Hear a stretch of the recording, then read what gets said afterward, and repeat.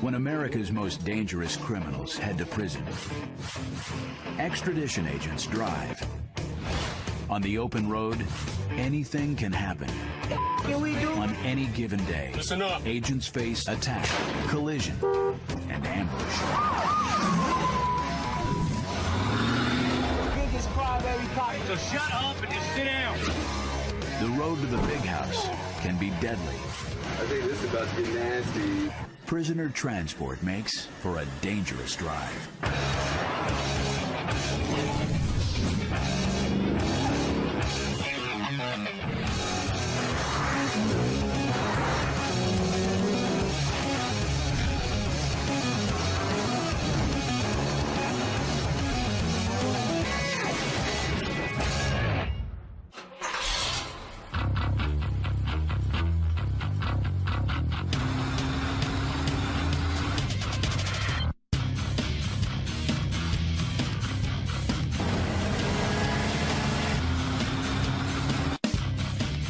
This passenger van tearing down the highway carries deadly cargo.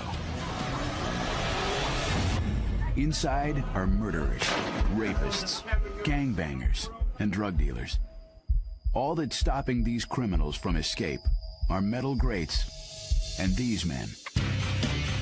Gordon Brooks is the founder and director of Prisoner Transport Company, U.S. Extradition. Agent Danny Lowe is his partner. Gentlemen, keep your hands on top of the fence. Come down, do a quick pat search, and we'll hook you up one at a time. In the U.S., thousands of convicts need transfers every day. Put your arm straight down. I got you. Gordon Brooks employs over 40 men and women to keep up with demand. His agents cover over 12 million miles each year, transferring inmates from jail to prison, delivering parole violators, and returning fugitives. We're basically transporting America's deadliest fugitives nationwide. We're the middleman in between that arresting agency and their final destination. These are some pretty bad dudes that we deal with on a day-to-day basis. Two-year veteran Danny Lowe is a promising young agent. Second row to the left. I feel this is a very dangerous job. You start to get used to it, and you start to get comfortable with it, but the element of danger will always be there as long as you have an inmate on board. As much respect as you give me and Agent Brooks is exactly what you're going to get back. The less respect you get. Does that understand? With a fleet of over 30 vehicles, U.S. Extradition moves up to 1,500 criminals each month.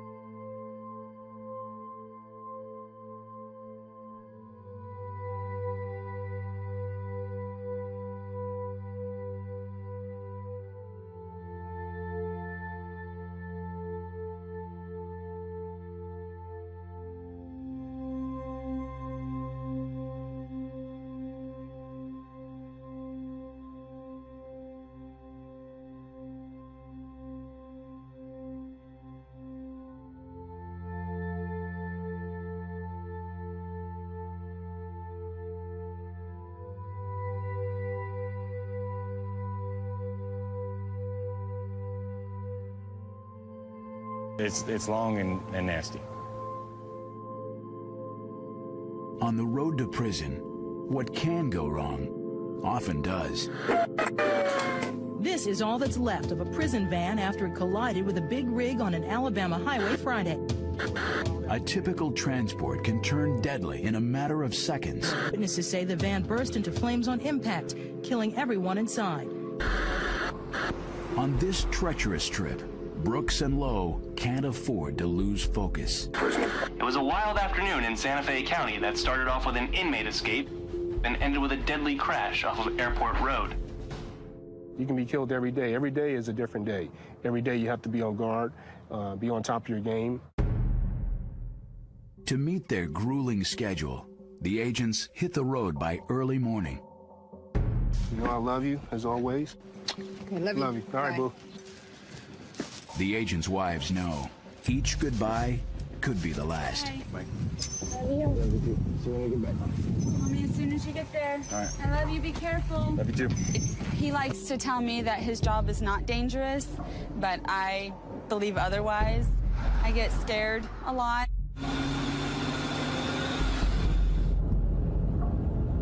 Out on the highway, Brooks and Lowe mentally prepare for rebellion and resistance.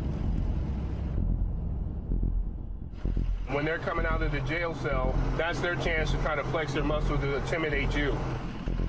The first thing they're doing is sizing us up. And this is where your command presence come into play. My wife calls it my agent voice. Swell up just a little bit. You got to put a little bit more air in your body. Just make yourself look a little bit bigger. To control combative prisoners and stay on the road, they need the right vehicle. Transport vehicles drive 250,000 miles annually and last only 3 years each. This drive requires the star member of the fleet. We have approximately 35 vehicles in our fleet, but this is the ultimate in prisoner transport vehicles. It's the big daddy vehicle of them all. Welders in Fort Worth, Texas, customized the Ford E350 van with inmates in mind. First, they install thick 8-gauge steel cages that slide to separate problem prisoners. The crew covers all bolts so inmates can't unscrew them. Metal bars under each seat prevent prisoners from passing makeshift weapons. Big Daddy is fully loaded with a color camera and monitors to guard against escape plots. The onboard bathroom makes stopping unnecessary.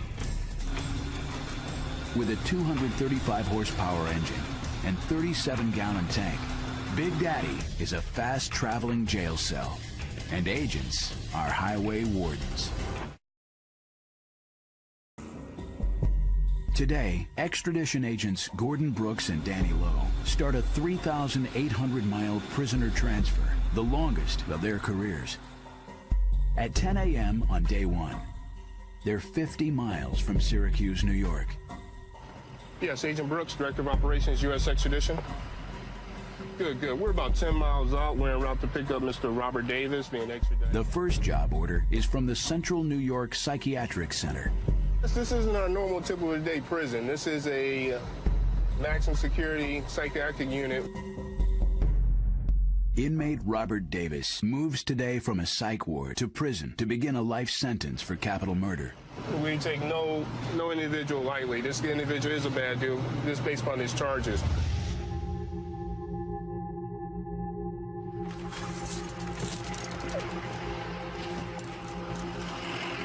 This jail contains over 200 mental patients.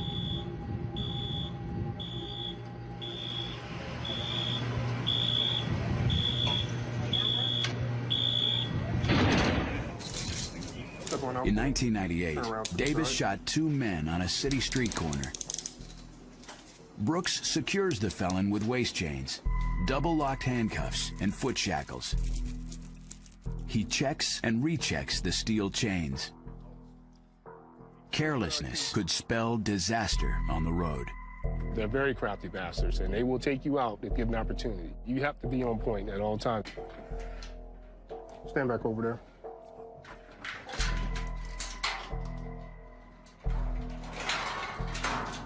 All right, come on in, take a seat. Any questions, concerns about anything, sir? No. When's the last time you ate?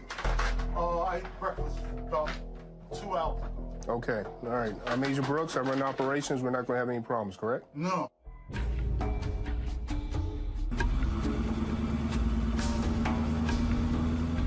Mental patients are a little bit different. These individuals, they're unstable. They're taking a lot of medications at any given point.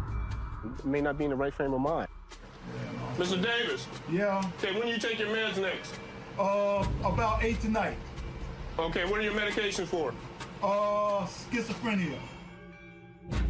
Mental patients wear green jumpsuits, but all rules of the road still apply. They're still handcuffed, waist chain, and leg shackled, and treated just as any other inmate at any given time. Brooks and Lowe can't take chances, especially while transferring a lifer. The murder guys, they're the worst to deal with because they don't have anything to lose. They know where they're going. If they escape or if they get in trouble on the van, you can't add any more time to the life sentence. Even with a convicted murderer behind them, the agents can't overlook the road ahead. Still just driving down these roads, semi-trucks like to cut you off. Young kids in fast cars like to cut you off. Typical everyday driving situations. Then they're amplified because we spend so much time on the road. For the next 100 hours, 3,000 miles, and 10 states, they'll face all of the hazards the road offers up. We got to be concerned at all times with the basic road conditions of just driving a vehicle, period. Traffic, weather, detours. Minor incidents become life and death scenarios with inmates on board. Day one of the drive stretches into night. Right now, it is 1 o'clock in the morning.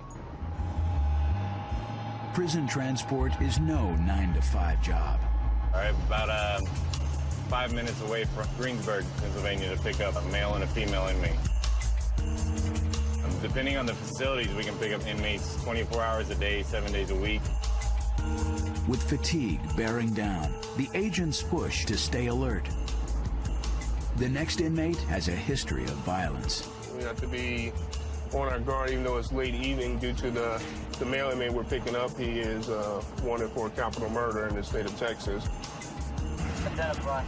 Agent Lowe, U.S. extradition, picking up 1 male, 1 female.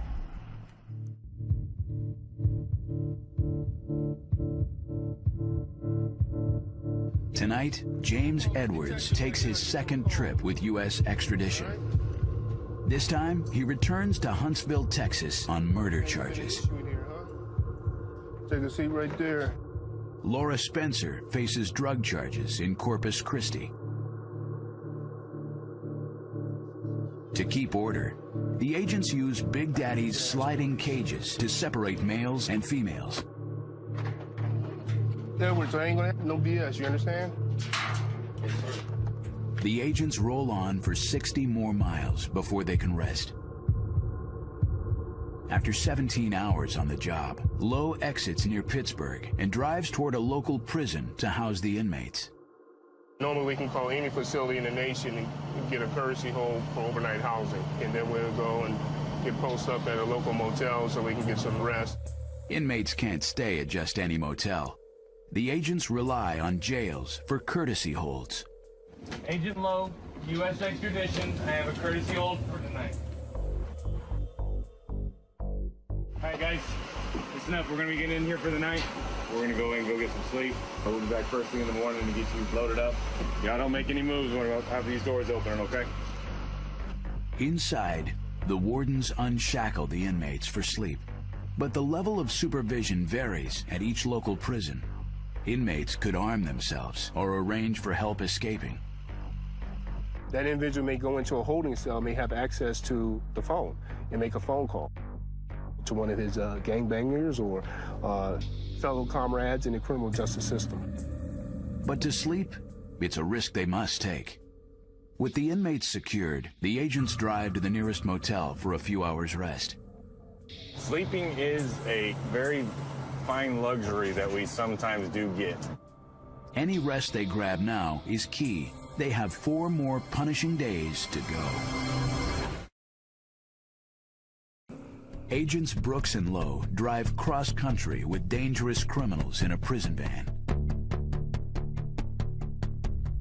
After the first night stop, they're back on the road for day 2 by dawn. So how you feel today, man? I'm good now. You? Got a little beauty sleep and took a nice little hot shower and ready to push on. At the Ohio border, they've done 500 miles and now have 4 inmates in back. 2 are in for murder.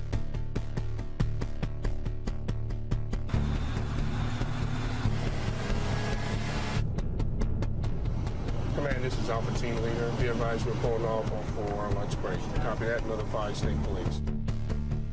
Midday food stops are necessary, but tense. Whenever the vehicle is stopped and you have civilians around you, those I think are the most dangerous times that we have for anything to happen. Dinner time, fellas. That's when we're most vulnerable. We're stationary. We're not a moving target at that point. We're sitting ducks. Once those doors open, you've just opened the whole world and all the environment to those inmates to do whatever they've been back there thinking about. Right over here. Happy meal number 1. Happy meal number 2. Thank you. Happy meal number 4. Oh, I got the toy. Do not open the toy. All toys? Do Let's not go. open the toy. Straws, cups, and toys may look harmless, but could become weapons within seconds. Guys, when you're done, I need your straws back. Without the toy could be used as a weapon. This isn't a road trip, a vacation trip, where we're giving out Happy Meals and toys. They can use just about anything for a weapon, especially sitting behind these bars and confined facility. They have nothing else better to do but find ways of how to get out of handcuffs, waist chains, and shackles and take you out. Brooks, you have his cup and his straw? Even when stopped, the agents can't rest for a split second. Most trips last 3 days. The stress of this one is mounting for Lowe. My body's exhausted, and we're not even close to being finished on this job. We still got, 7, 8 more states to go through, and we got 30 more inmates to pick up. Yeah, we just started this. Back on the road, Brooks gets a troubling call about tomorrow's 30-prisoner pickup in Kentucky. The intel that I received so far from our agents on ground in Kentucky that these inmates that we're picking up are very highly agitated at this present moment. They had to physically move a couple of them from one cell to another cell. They're already wound up, which means it's going to be even more intensified when we get there. If Brooks and Lowe can't gain control off the bat, their chances of reaching the finish line are slim. So I think Agent Lowe and our security detail are going to have our hands full. This is where we're going to have to put on the gloves and go to work. The next morning, to keep surprise on their side, they roll in at 5 a.m.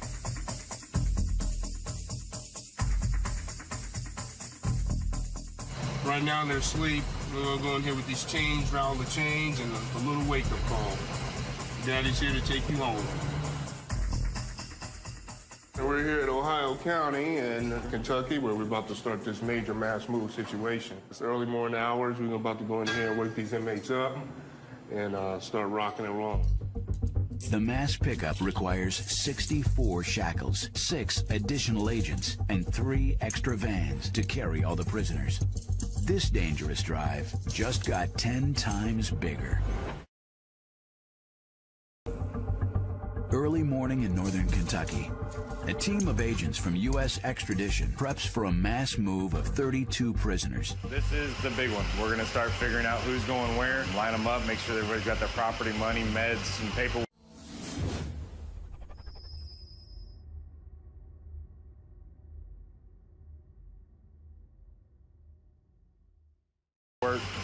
And we're going to get everybody start rolling across the United States. Agent Brooks starts with the 2 women. Put your arms down. Turn around. Prisoners come in many different forms. Any kind of law you could break is what we transfer. To cut down on confusion, they color code the uniforms.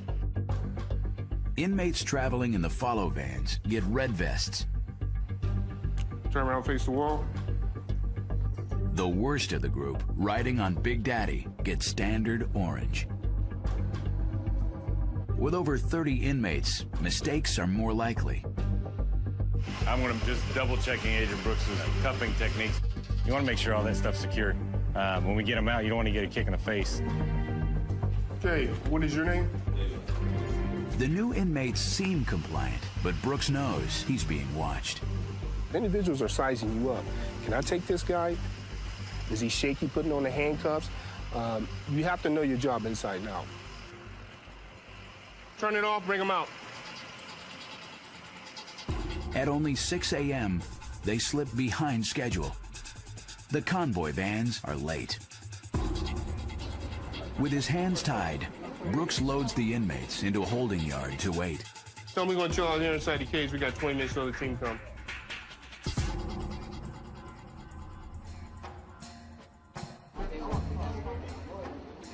Without transport vans, the agents focus on who they've got on the ground. Escape attempts often occur during the confusion of transit. The inmates having guns and vehicles. Unlikely seeming inmates may be the first to flee.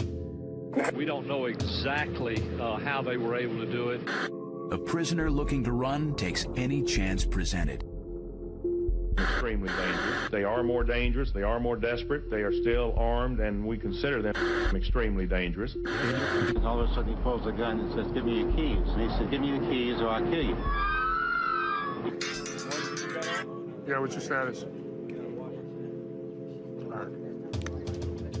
The convoy van delay allows the inmates to establish who's who before the trip even starts. Right now, we're just ascertaining who we have on board, who we're dealing with, trying to identify any type of cliques that are forming. Cliques pit inmates against the agents and encourage rebellion on the van. Right now, I see 2 or 3 cliques that are joined together. As you see over there, the dude that's all tatted up, and the older gentleman, he's the OG right there. Both of them done some serious time in prison. They're starting to click up, so we got to continue to monitor the conversation and their activity. Hey, boss man, big man, come here. Talk to me a little bit about your tattoos. I see that big tattoo in the back of your neck. What is all that about? Just culture. Okay. All about culture? Yeah. Any gang affiliation? Yes, sir. Who do you run with? Latin Kings. Latin Kings? Yes, sir. So what's your status within the Latin Kings? Locked up, nothing right now. Okay. Have you denounced your gang? No, sir. The Latin Kings have an estimated 100,000 members. As the convoy pushes through the next 6 states, they'll cross areas where the Latin Kings have influence. Yeah, what's your status? All right, how far out are you? After 40 minutes, the vans are still en route. All they can do is wait.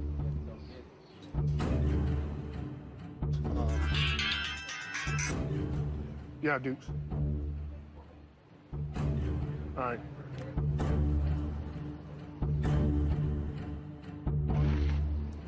After an hour, tempers flare. You got business to do. My business between me and my God, and I'm gonna take care of that. That comes before your business and any other business on this earth. All right, thank you. I'm letting you know that, because these cuffs will come off eventually. Yeah.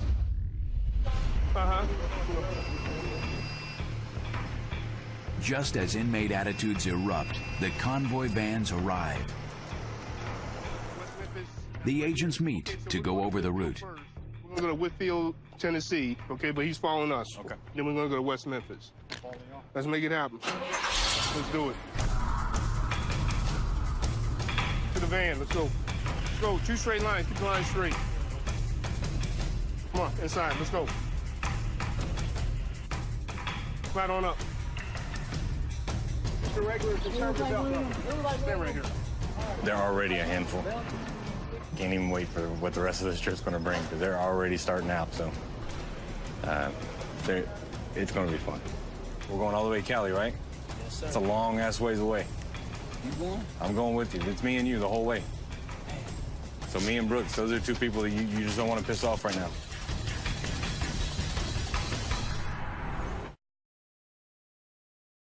Extradition agents Gordon Brooks and Danny Lowe just picked up 32 prisoners in Kentucky. Now, at mid-morning, the 4-van convoy flies south through Kentucky.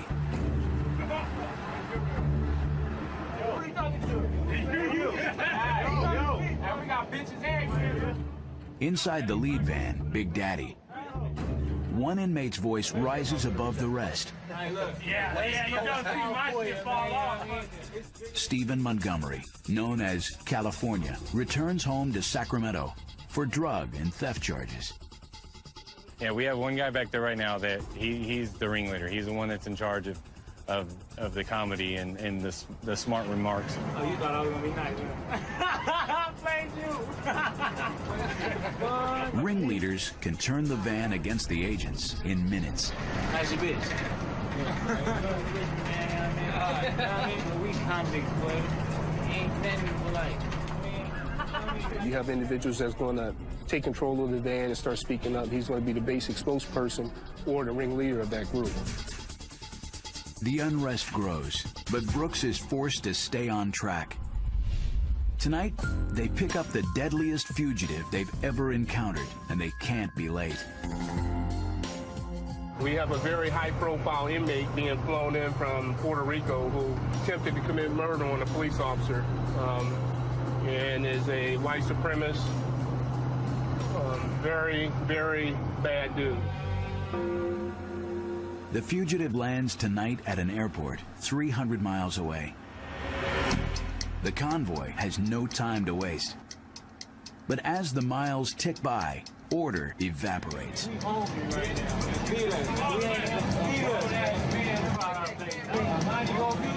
On a prison van, chaos is dangerous. Brooks stops the vehicle to regain the upper hand. Hey, keep it up. Hey, keep it up. This is what we're going to do right here, okay? We're going to get off for a minute. We're going to do a restroom break. Any questions? Thank you. All right, let's go. Keep it quiet. Pop it up. Okay, give me 2 lines warmed up right here on me, right here. Keep it quiet, man. FaceTime allows Brooks to assert control with the ringleader, Stephen Montgomery. Man, talking about they did this and that. They ain't did shit. Feel me? I don't give a man. This is the block, man. You know what I mean? My block see me, man. You know what I mean? You see me, you know what I mean? What's wrong? Hey. Mr. California, what's up with you and your attitude? Man, my attitude is, man, we getting treated like this, man. You feel me? Isn't that how it goes? Okay. We got motherfuckers kissing asses to these deputies. You know, matter of fact, ain't no deputies, man. You know what I mean? Right now, you're in our custody. All right? Brooks can see the inmates' attitudes are worsening, but he has no more time for talk. The airport is still 200 miles away. On isolated stretches of highway, the agents stay on high alert. Empty roads invite ambush. An ambush is when somebody wants that person out of that van, and they'll stop at nothing to do it. The nightmare situation, say you just picked up a high-profile individual, a gangbanger from a facility. You see a Jeep following you, telling you for the last 25, 30 miles. You don't know who you're dealing with. It's not our job to find out. It's our job to get in hold of emergency personnel and have them respond to assist us. Ambush is an extradition agent's worst nightmare.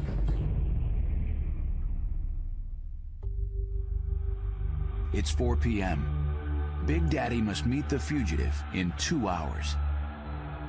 This individual was a high-profile gang member, was involved in attempted assassination of a police officer. While awaiting trial, Ken Greenwood fled the country. He headed over to Puerto Rico where he was stopped and detained by authorities over there. Greenwood returns to the States today with a thicker rap sheet and a bigger reason to attempt escape. This is the bad guy. This is the baddest of the baddest.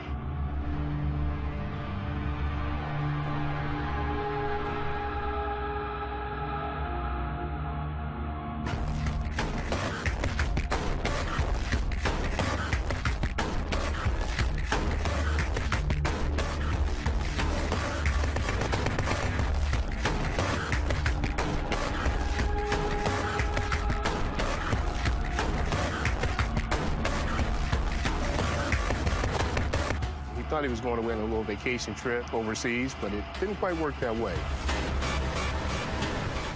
You're asking the wrong motherfucker how they caught me, because I thought I had it. This individual is going to be very troublesome on the trail. Chill out, you understand? Listen up, you're going inside this vehicle, we ain't going to have no issues. You understand what I'm saying? I hear you. Okay. I understand you. Okay, I hear you. If you act up, we'll deal with it. Otherwise, you'll be going a different route. I don't think you want to do that. That's fine. All right, Rock and roll. All right, let's go. The van's already full of angry inmates. With this addition, the agents may lose all control.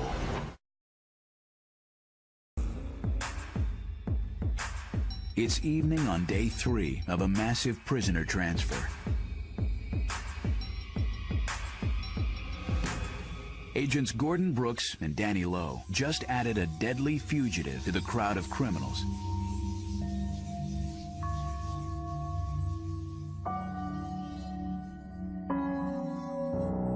It's up to Brooks and Lowe to deliver the attempted cop killer, Ken Greenwood, to waiting federal officials.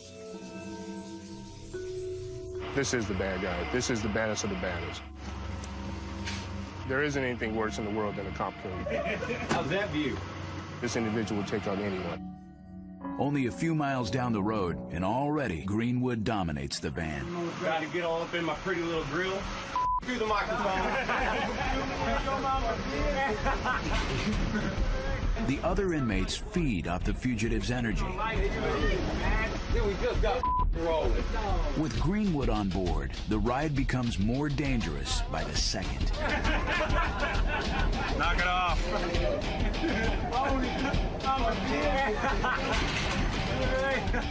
Listen up, guys. I swear to God, every time Hey, keep it up. It's clear he's too hostile for a group ride.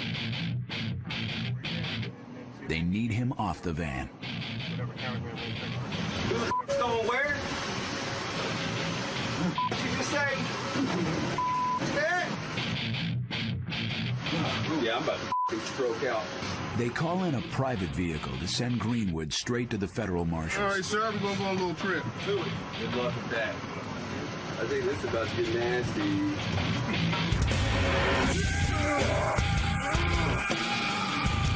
The second the agents feel him fight, they put hands on and go to work. Oh, I ain't going back, bitch. When he resists, the agents slap him with a restraint called the hog tie. Oh, well, we're going to do it like this. Y'all some Hercules. Oh, motherfucker. I wasn't going back. Damn. That's people want to talk to you, bro. I know. Everybody wants to talk to me. I'm popular. It's all good. I'm famous. That's one, 2, 3. Everybody together. An agent takes Greenwood directly to the marshals. We're going to the sheriff department, straight to the marshals. They stand by. We placed hands on him. He still continued to resist. Upon getting him on the ground, we gave him verbal commands to comply. He refused. He just lost it. That's what we're talking about. They snapped. They just snapped. Basically handcuffed him from behind for better control and ran a waist chain from the back, his handcuffs down to his leg shaft. We're trained. That's what we do. The guys on board, they now know what they get serious, you're going to get handled. That was probably the worst one I've transferred yet. Oh, the meanest looking, the meanest acting, the biggest charges, ones I've transferred yet. The agents can't let the adrenaline high distract them. They're still on the clock with a cage full of inmates. Maybe he was, you might not tell me. You want to try round 2?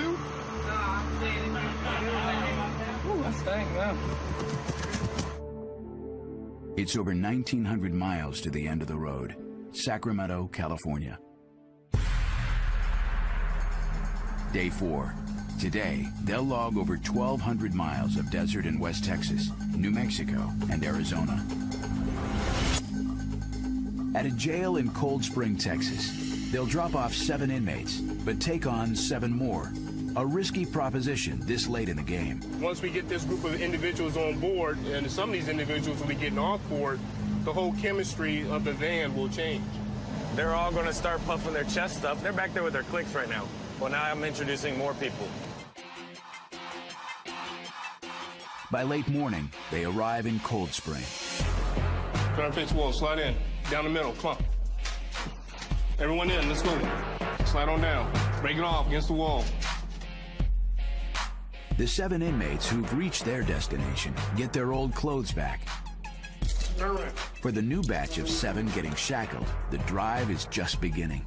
Put your arms down. This late in the game, new blood could cause tension behind the cages.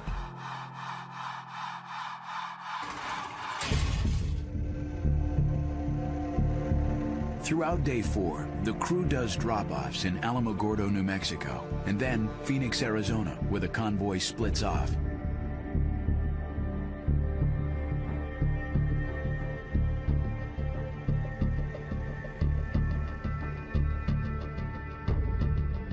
Tonight, Brooks and Lowe are looking at a brutally late shift.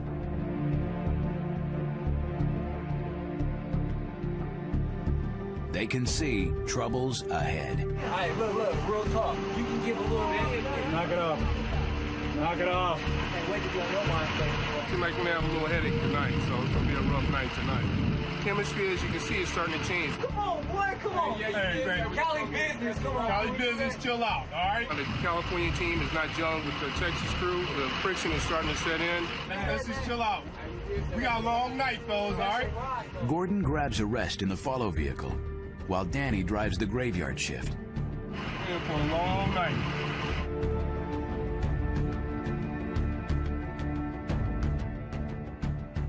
Everybody telling you, man. Wait, hold on. We wouldn't be going off on Lowe for no reason, trust me. Lowe, I mean, he's scandalous. He said... An hour later, Lowe's patience is wearing thin. These guys are wound up right now. They're just trash talking, trying to get a rise out of me as best they can. Stress level is high, anxious, stressed out. Want to get done with this and get back to my wife. At 1 a.m., with hours left to go, Danny's nerves are shot. They've been sitting with me for, 3-4 days now, learning what buttons to push. I mean, they've been sitting there trying, and now they've started to figure it out. A word is your word, just like a man got to give a little kid this. And a little kid would be hungry still. We ain't in no Texas no more. Texas, man. I swear to God, every time you open your mouth from here on out, tonight, that light will come on and it will stay on. So shut up and just sit down.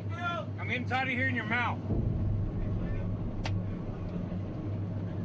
If I hear your voice, it comes back on. Texas, man. You know what I mean? Yeah, all on TV, man. Getting irritable. He's being loud constantly. I don't even hear the words he's saying. It's just a dull, nasty noise that I just can't stand, and it's his mouth. At the end of his rope, Danny Lowe heads toward the home stretch, prison transport's most dangerous part.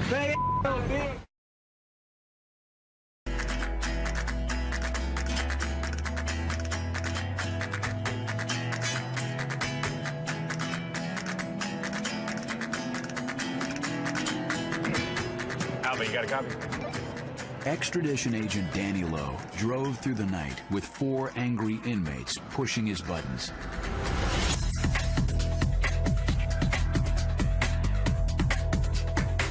Today, on day 5, Lowe speeds up Interstate 5 through Southern California. He has 384 miles until Sacramento. Like I said, Lowe's is a bitch, man. I mean, real talk. Stephen Montgomery, the ringleader on the van, has Lowe in his crosshairs, and he turns up the volume with every mile. He has his sights set on me right now, and he just wants to make my life hell. With Brooks in the follow vehicle, Lowe braces for the home stretch. As inmates near their drop-off, the reality of jail sets in. That last stretch, that's when stuff starts to get hairy. That's what Lowe's ain't got that, dog. These individuals do not want to go back to where they're going. Nobody wants to go to jail. They can freak out. The nicest person in the world can automatically be the most dangerous person there is just by seeing their jail coming up. The closer he gets to the big house, the more Stephen Montgomery zeroes in on Lowe. The biggest crybaby cop I ever seen was no, he ain't a cop, man. It's like a mosquito just buzzing in your ear. You can't get rid of it. That's exactly what it's like. But look, he ain't without his little gun. Love my job, love my job. The bad cop. That's what I gotta tell myself every day. Man, I'm telling you the truth, man. This is not fair, man, you know what I mean? Being mentally drained and physically beat down from this trip, that definitely had to do with them getting to me. If I could get out of here, I would sue. I'm going back. My thick skin was the one that dropped the ring. And this has just made my life miserable. And that's what they wanted. They were successful, and my fault. I'm just done with them. Their attitudes suck. Everything about them is just horrible. Halfway through day 5, Lowe's stress level hits the boiling point. He stops the van to defuse the situation. So I treated you bad the whole way? I treated you bad the whole way. Don't look at us. So I didn't buy you those comfort. You didn't buy us. Okay. You know what? I'm done with you. Agent Brooks takes over the wheel for the next stretch. Listen up. We're gonna handle our business. We're ready to head up north. I don't want no more bull. This has been one hell of a road trip.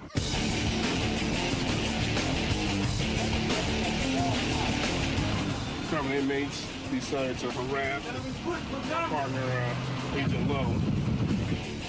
Agent Lowe's in a different vehicle to kind of separate himself from the scene. The other deputy was a bad cop right now, man. So we would definitely have to be on guard. And we have 5 more hours left. How can we do something? What can we do? The chaos and tension escalate as the van rolls towards Sacramento.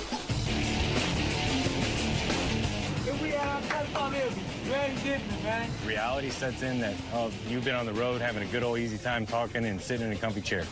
Oh, y'all. Well, now you're going to go sit on concrete.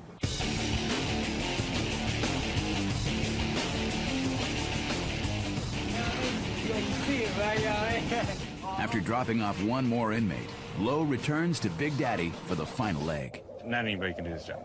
No way. I've seen people come in and spend an hour on the road and they have their own Greyhound ticket back home. Agent Lowe, we're back together again to finish this mission. We're on the last leg of this. We went down from 32 inmates down to 3. It's been a long journey. Finally, the road signs point to the finish line. After 110 hours and 3,800 miles, Big Daddy pulls into the county prison at Sacramento. Let's go, hop off the van. As the last 3 inmates shuffle inside, the exhausting drive is officially over. On the long drive to home base, Big Daddy is at last quiet. With all 32 prisoners delivered safely, the agents have time to reflect. It's been a real haul. It's been a crazy haul. Every day is a different day in this business. You can never wake up in the morning, roll over, kiss your loved one goodbye, and grab your lunch pail and go for a typical day in the office. This was the longest mission I probably had. It was very strenuous. It was time-consuming, mentally draining. It was a long mission. For Agent Lowe, this trip will become his last long drive for U.S. extradition. Not long after this transport, he moved on to a new profession. But Agent Brooks has many more missions to go. In the business of prisoner transport, there is always another dangerous drive.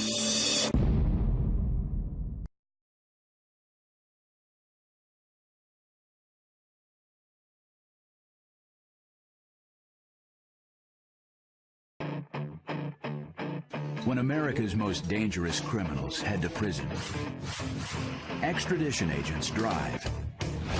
On the open road, anything can happen. On any given day, Listen up. Agents face attack, collision, and ambush. Biggest crybaby cop. So shut up and just sit down. The road to the big house can be deadly. I think this is about to get nasty. Prisoner transport makes for a dangerous drive.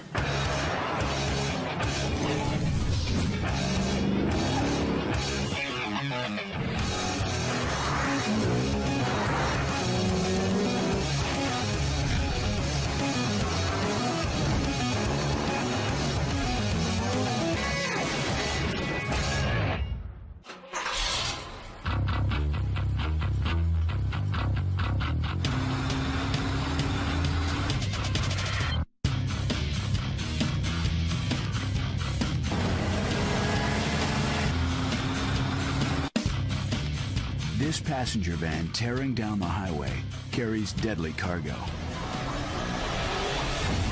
Inside are murderers, rapists, gangbangers, and drug dealers. All that's stopping these criminals from escape are metal grates and these men. Gordon Brooks is the founder and director of Prisoner Transport Company, U.S. Extradition. Agent Danny Lowe is his partner. Gentlemen, keep your hands on top of the fence. Come down, do a quick pack search, and we'll hook you up one at a time. In the U.S., thousands of convicts need transfers every day. Put your arm straight down. Gordon Brooks employs over 40 men and women to keep up with demand. His agents cover over 12 million miles each year, transferring inmates from jail to prison, delivering parole violators, and returning fugitives. We're basically transporting America's deadliest fugitives nationwide. We're the middleman in between that arresting agency and their final destination. These are some pretty bad dudes that we deal with on a day-to-day basis.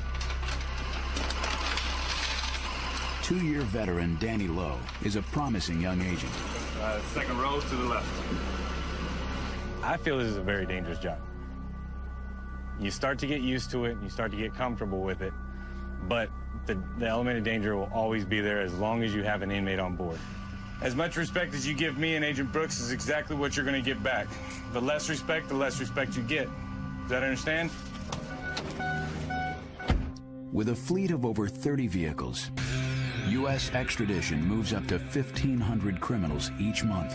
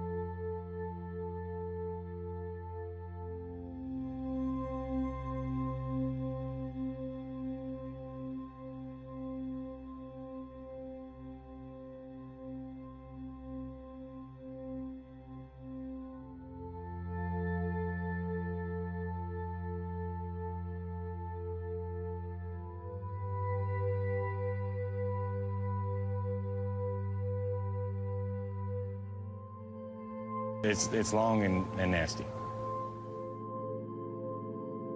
On the road to prison, what can go wrong often does. This is all that's left of a prison van.